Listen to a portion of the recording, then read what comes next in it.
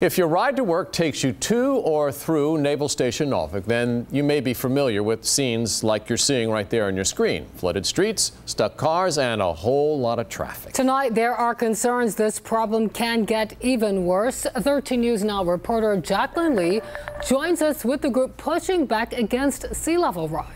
Regina and David, that national group is composed of military groups, businesses, and elected officials. They want to bring attention to sea level rise and how that impacts access to military bases. Hint, hint, it's not a good thing.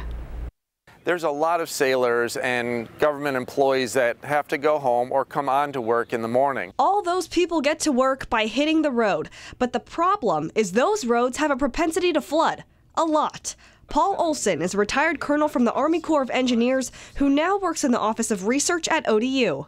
So if the roadways are flooding, if the railways are flooding out, that limits the amount of trucks and trains getting onto our installations, and that really degrades our national security as well as our economy. A national group based in D.C. called the Seawall Coalition is trying to address the issue of flooded access roads. Director Melissa Roberts said the problem is the way current federal funding stands.